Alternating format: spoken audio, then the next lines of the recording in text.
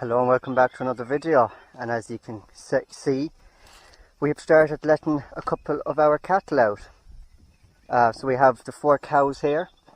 We have the mousy one, this one and that one. All are in calf and are due in August. That black one was only recently bulled a couple of weeks ago, and she's due in December time, give or take, around that time frame.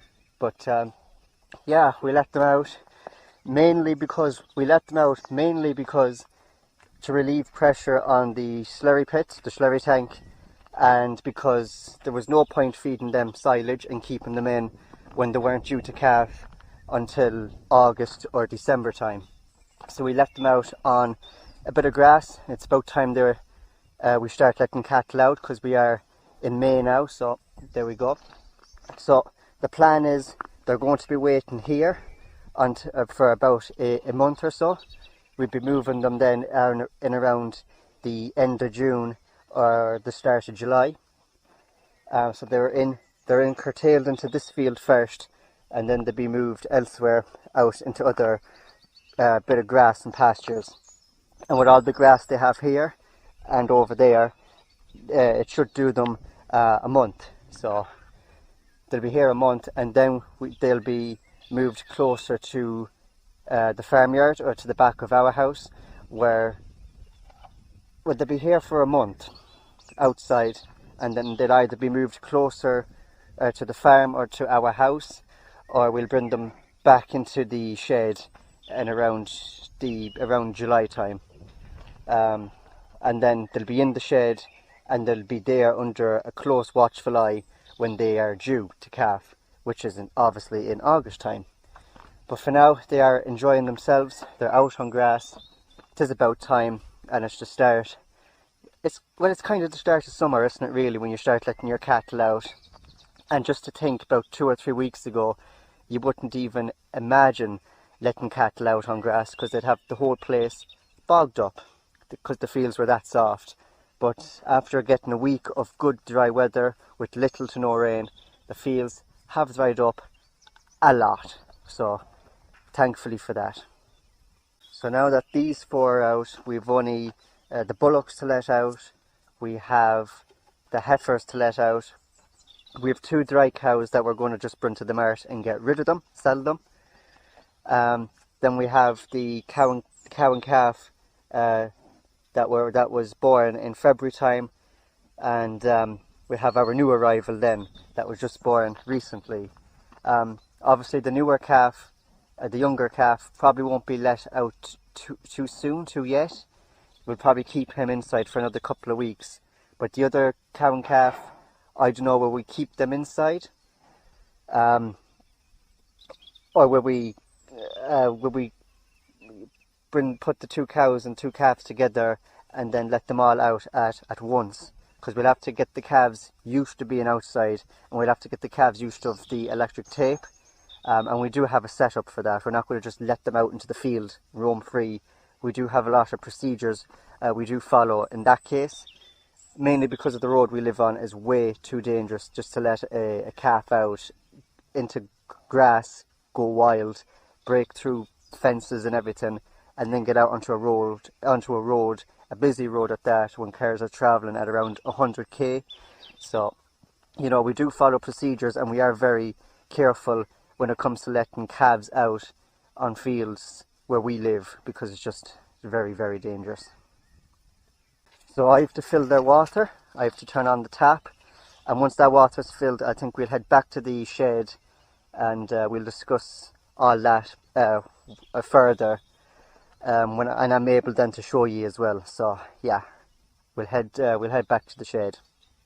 So we're back in the shed, and as you can see, that's the pen where the cows were. They're now moved out. They're out on the field, as you've seen in the previous clip.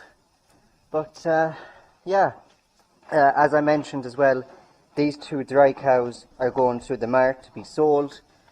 These heifers are going out the field, out the back there, along with our new teaser bull. And these bullocks here are going over to the far field.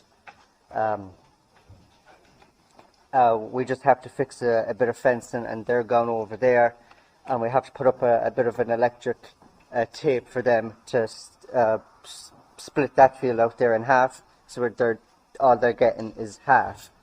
And then this cow here, I assume we'll be letting this calf out into the runway down below, getting them used to being outside, trying getting all the giddiness out of them before we let them out in the actual fields. And also set up maybe an electric tape as well, to get him used to the electric tape too, so that when he does go out into the field, he'll be outside enough, he'd have all the giddiness out of him, or most of the giddiness out of him. He'd be used to the outside, but he'd also be well used to the electric tape as well, so that when he's running down the field, because he has more area to run in, and he comes across this electric tape, he'll say, I'm not touching that, I touched that once before, and I'm scared for life. You know, it's always good to get them used to the electric tape, because if they got out on the road, it probably won't end too well for them. And the new calf that was born would probably stay in this pen for another week or two, just to build up his strength. We'll probably start feeding him calf crunch as well, but I'm not 100% sure on the situation with this cow and calf and that cow and calf out there. But I know for a fact that the heifers and the teaser bull are going down below, and the bullocks here are going to the far field, beside a field beside our silage field. So that's where they're going. And obviously this pen needs to be cleaned out, so that could be saved for another video. But it's once they're gone out, it's best to take up all the dung that's in it, so you can see all the dung that's on the slats and all the dung that's up there along the walls before it goes hard, because if it does go hard, it's just an absolute pain to get it. It's not just an absolute pain to get it then out of there when it's all dried and hard. So when it's nice and soft and fresh, you can get the shovel at it. We can scrape it out near the gate here, bring our 135 and transport box near enough, as close as to the gate as we can, and then load it into it, and then go and dump it in our pit. You know, that's and once they're gone, once everything else is gone, we'll be doing the same, cleaning up all the dung on the slats. And then once things start to quiet down a small bit, once silage starts to quiet down, once first cut is out of the way, we can start power washing the whole shed. Because once silage starts, it's a mad hectic panic for the first cut. After the first cut, it might quiet down a small bit. There'll still be topping and all that to do, but there'll be a couple of weeks wait then between first cut and second cut. So yeah, that's that plan. And as I may have mentioned in a different video, this is the field that the heifers are going in, and the teaser bull. Now, with the teaser bull, there's an out sort of marker we can get from, and we'll be strapping that marker onto him, so that when he detects a heifer that's in heat, he'll leave that mark on the back of the heifer. And then every morning and every evening that we go to check on these heifers, we'll see which one has been mounted on or marked by the teaser bull. We will then call our AI man. We're feeding the heifers male in the house, so we'll probably feed the male outside as well. So then once we see a heifer that has been marked by the teaser bull, that heifer is in heat and needs some bulling, some AI in.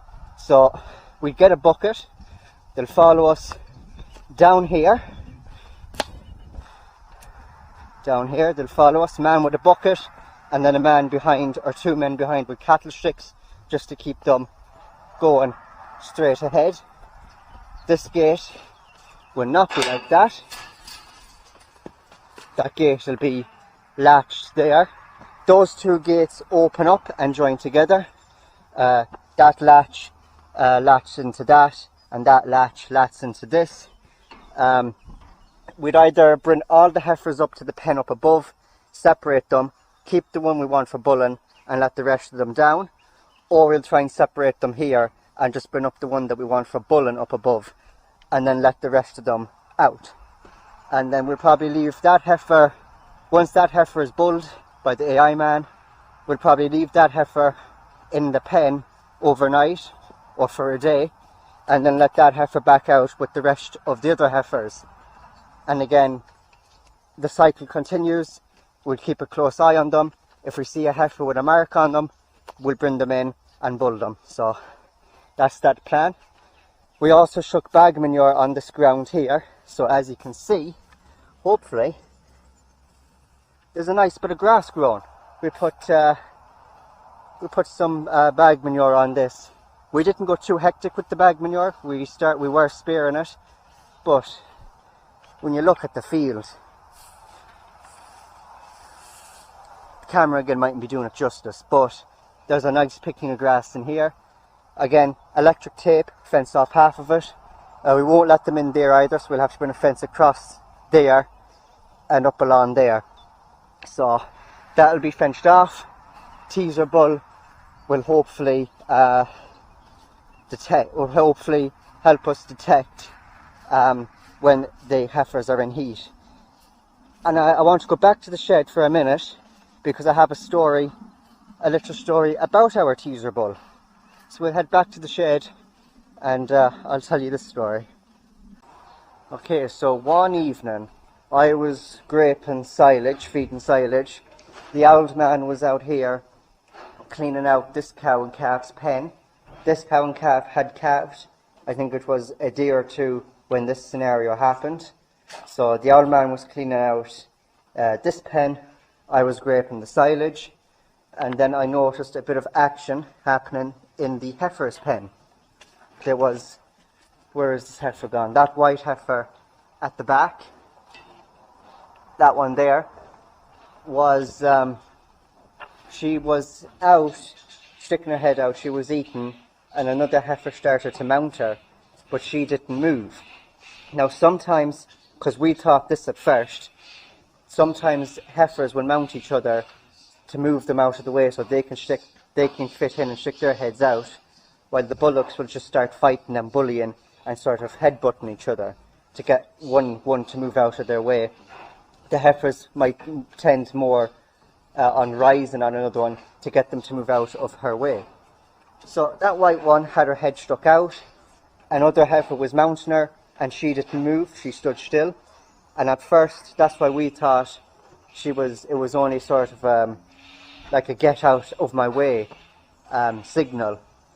But eventually, once the heifer got down off her, she went back, she stuck her head out of the barriers, and then the heifer mounted her again, the white one, and the white one stood still. This was in the evening time, this was around 7 or 8 o'clock in the evening. So then the next morning, and I believe this is how we're missing them. The next morning, there was no signs of her bulling at all. She wasn't rising on any heifer, and no heifer was rising on top of her. While the evening before, there was plenty of actions, there was plenty of signals and signs there to say that she was a bulling. But the following morning, no signs. But so, we moved that cow and calf, we curtailed them into that small pen in there. So we put our teaser bull and that white heifer there, that's the one that was bulling. So that white heifer and the teaser bull then went into the pen, went into this pen, and a couple of seconds later the teaser bull started mounting on her. Even though none of the heifers were mounting on her in the pen the morning, they were in the evening, but they weren't in the morning, the teaser bull was mounting her in this pen in the morning. So, you know, it's kind of hard to spot them coming to bulling when the first signs are either in the evening or the morning, and then the next time they're not, there's no signs of them bulling at all. Which is why we got our best friend here, our little teaser bull, to help us detect them. So we then realised that she was a bulling.